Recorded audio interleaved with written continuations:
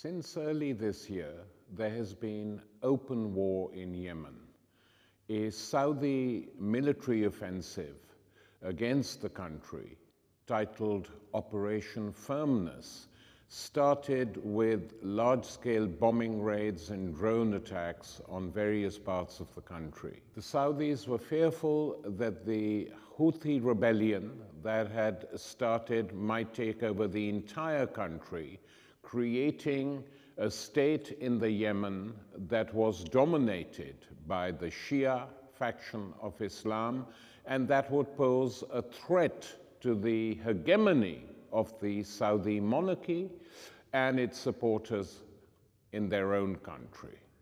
This was not a totally incorrect assumption, but the questions that should have been asked are why the Saudi monarchy was becoming isolated in its own country, and why it was so frightened of being overthrown by the slightest turbulence in the region. After all, there had been other wars in the Yemen throughout the 20th century, and leaving aside for a minute the rights and wrongs of these wars, or which side was more progressive than the other, none of these wars had actually threatened the Saudi ruling family as such, including the war that had been waged by Egypt against Saudi dominance in the north of Yemen in the mid-60s. So why were they so worried now? Two reasons.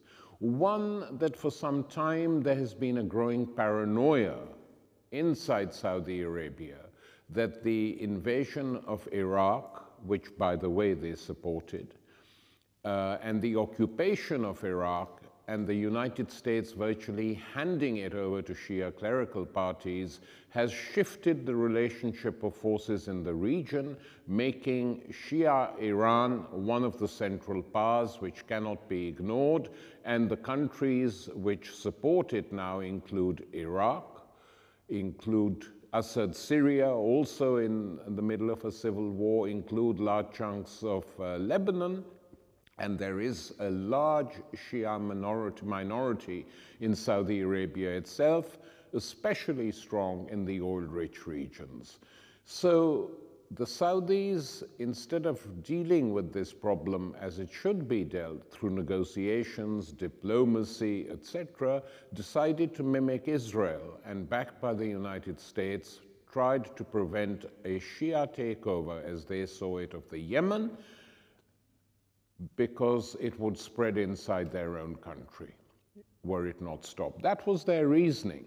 Now, the fact is that it is this war that has been going on since March this year, which has already resulted in almost 6,000 casualties, which has created up to 250,000 refugees, internal refugees, running from one part of the country to the other in seeking aid.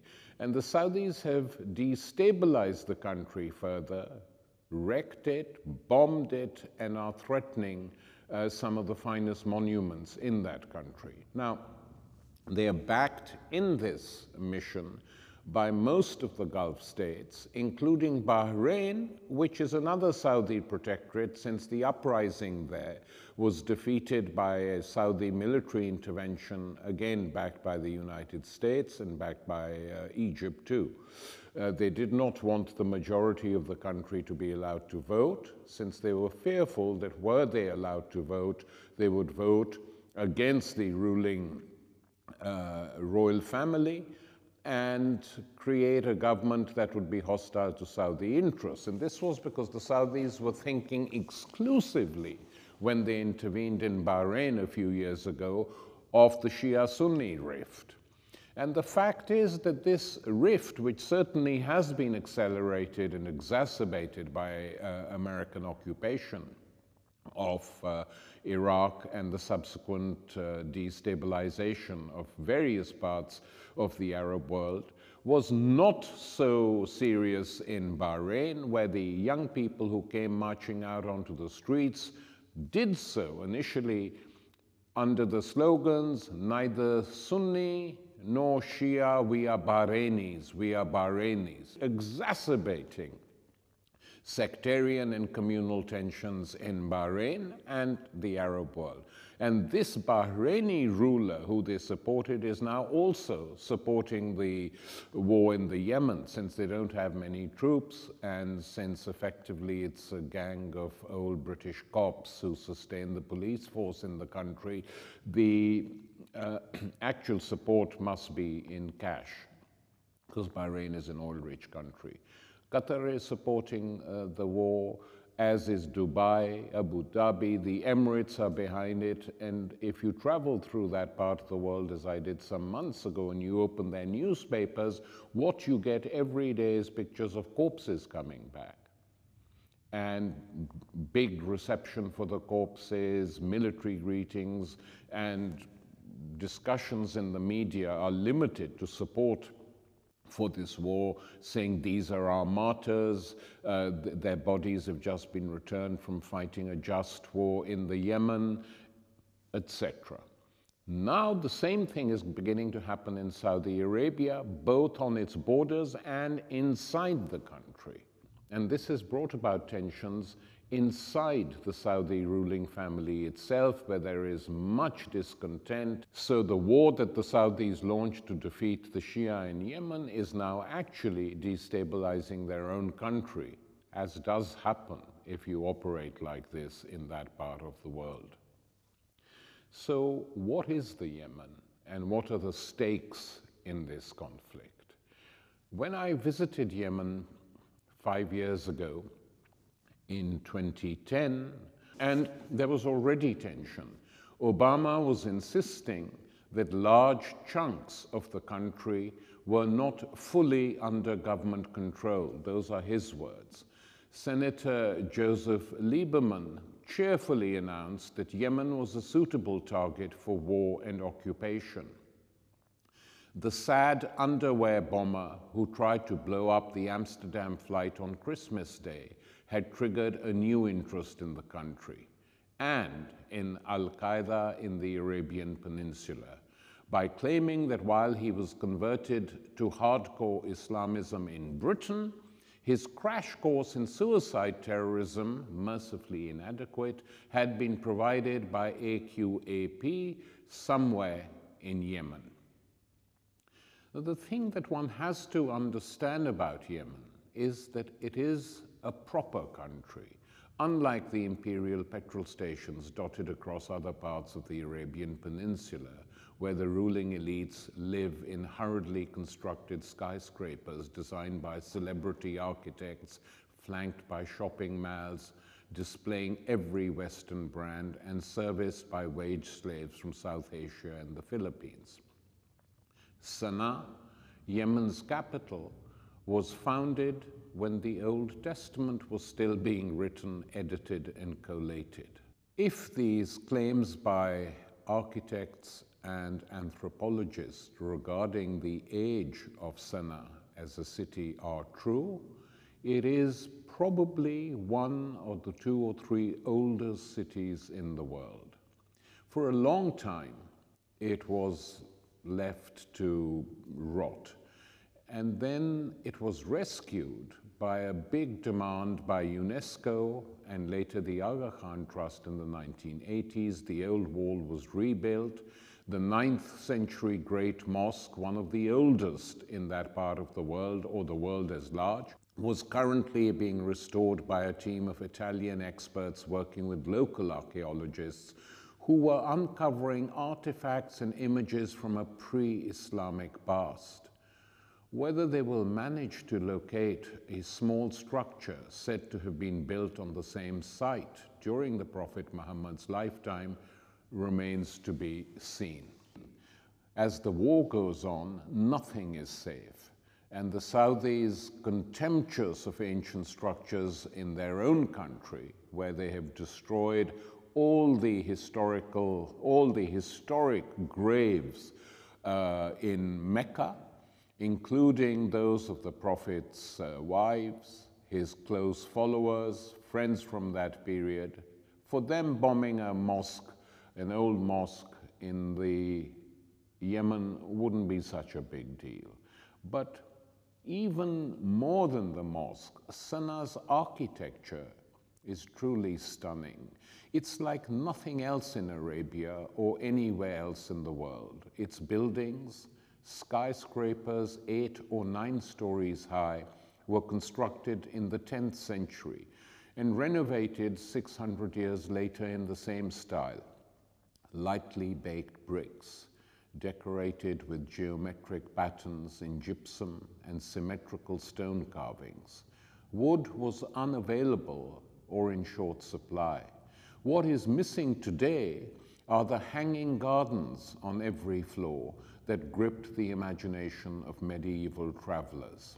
When I visited the southern part of the country, in an area which tourists ignore because they're scared, this was regarded as very courageous on my part, but actually there was total calm. People were talking, laughing, joking about the old times, telling me about the atrocities which the northern-based regime was committing on the southern part of the country, since the two had been divided for some time in the 70s. And in the architecture of this ancient, antique land in southern Yemen, you really could feel how old it was.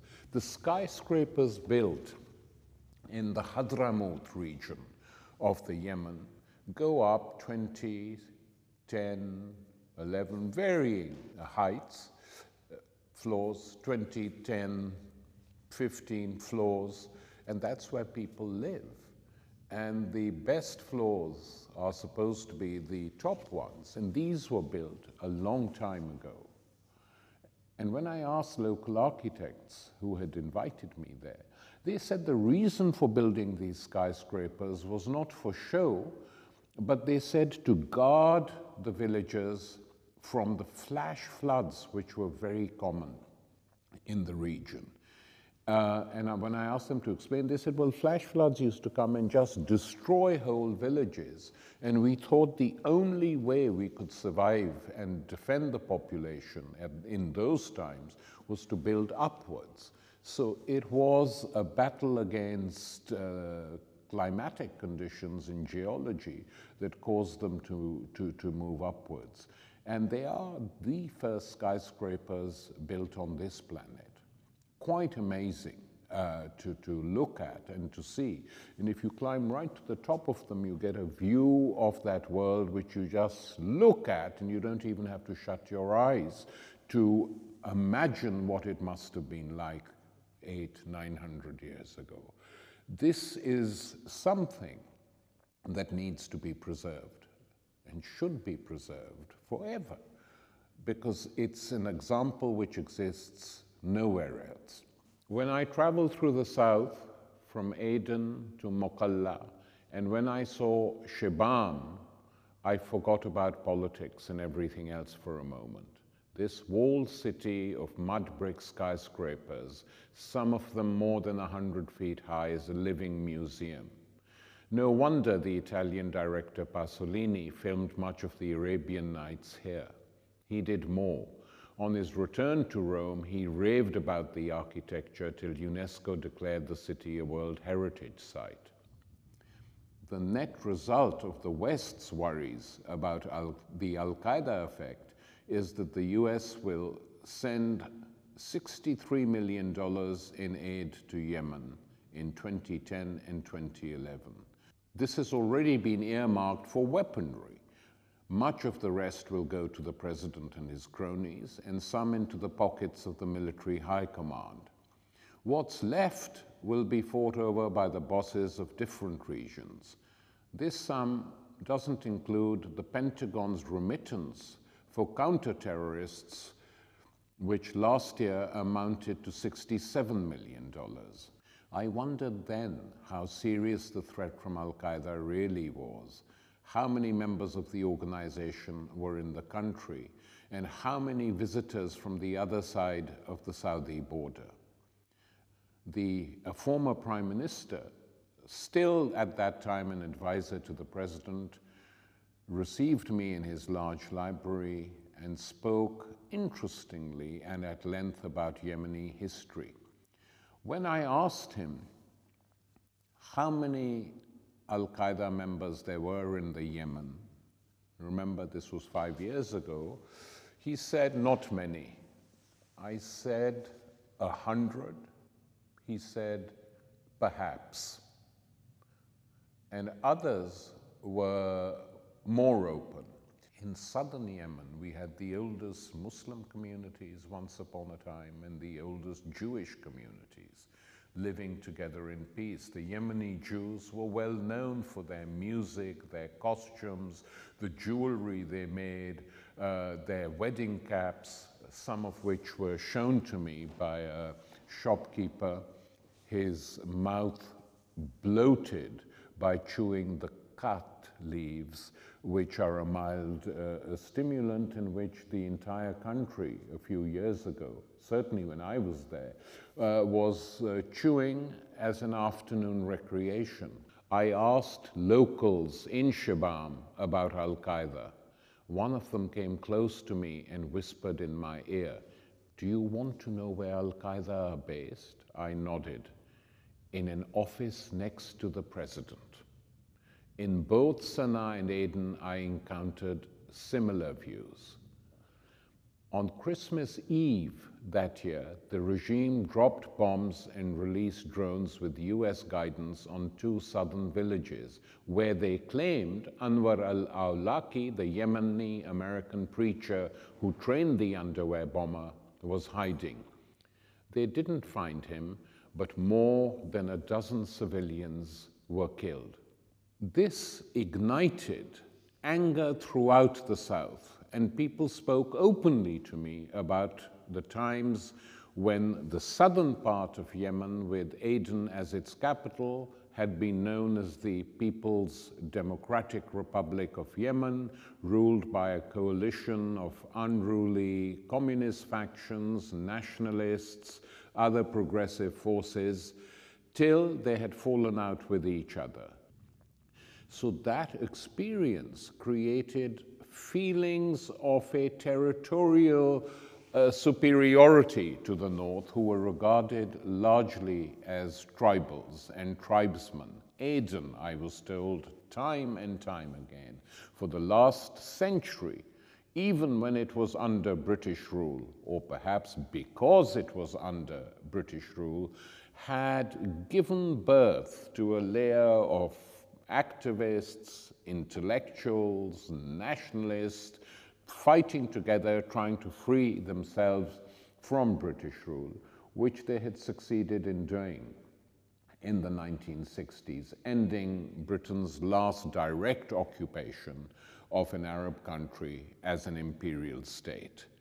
And that had led to the radicalization and the fact that when the flag of South Yemen went up, it was a South Yemeni flag.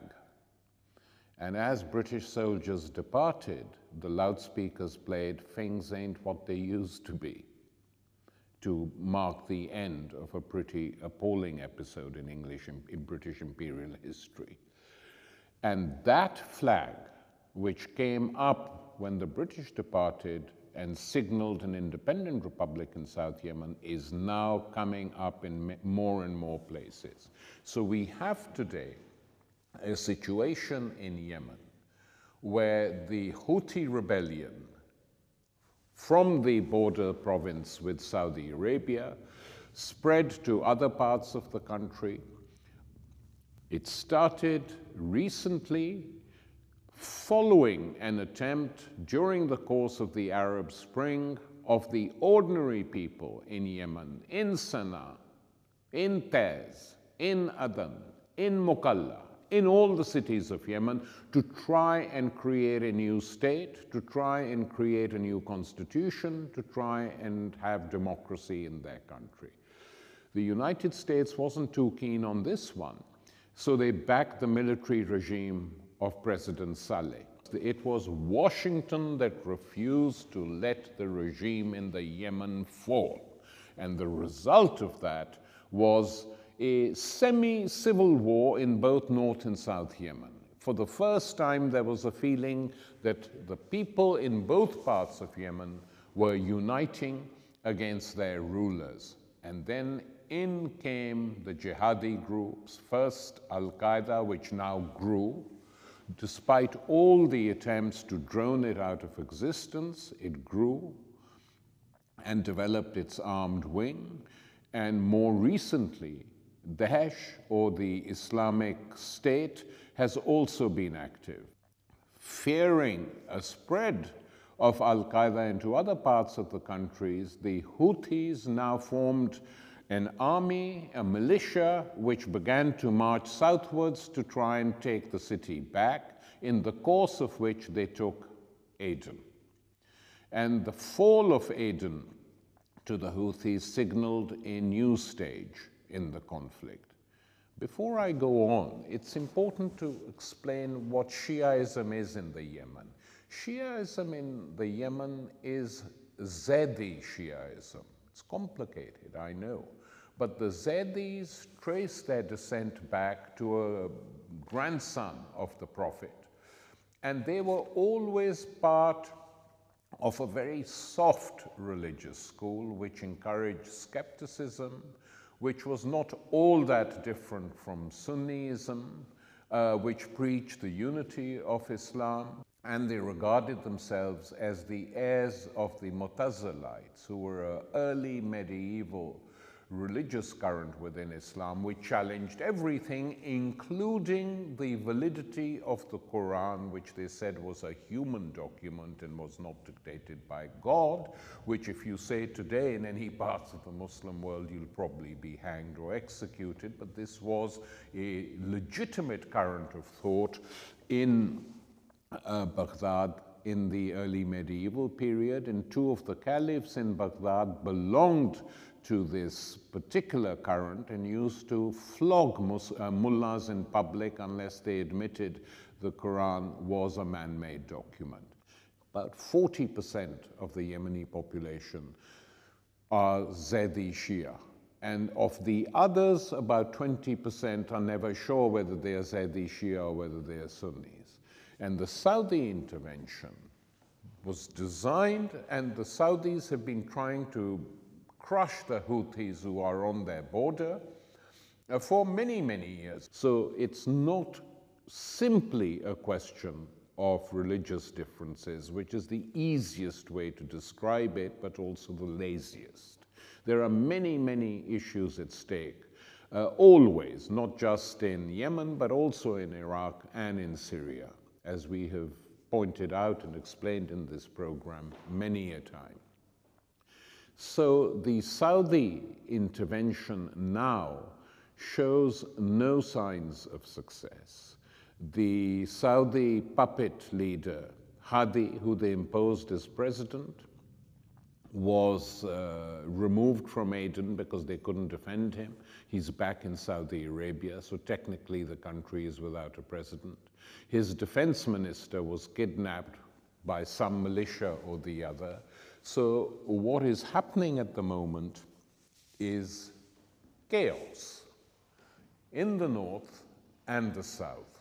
And from this chaos, what is emerging is now a new independence movement in southern Yemen, who are raising the flags of the old South Yemen regime. Many of them have no desire to be ruled by Al-Qaeda or any of these jihadi groups, and will fight back if this goes on. No doubt about it.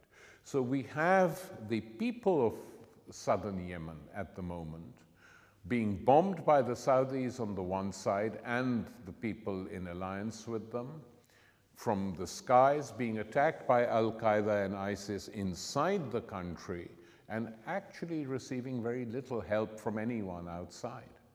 So what is happening is these little people's militias of one sort or another. The one thing which Yemen is never short of, is weaponry. This has always been the case. I mean, everyone carries a gun or a dagger, and you can go through any security line. The security guards just smile when they see you with a dagger, saying, oh, it's just a dagger, off you go.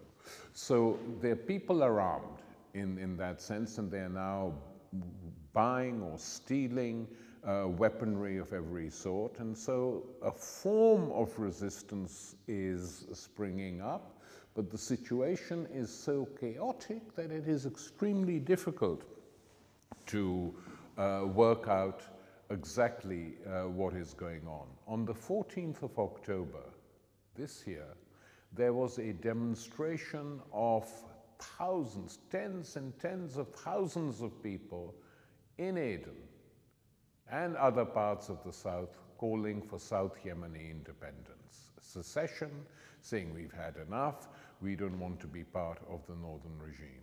So this is going to end badly for those who embarked on this war, a war which is costing a lot of lives, a war that is ignored, largely ignored by the Western media, because they don't know what to write, since Saudi Arabia supplies most of Western Europe and North America with a lot of money and buys their weapons, and now we see how these weapons are being used, and because it's not good form to constantly criticize the Saudis or to criticize them at all.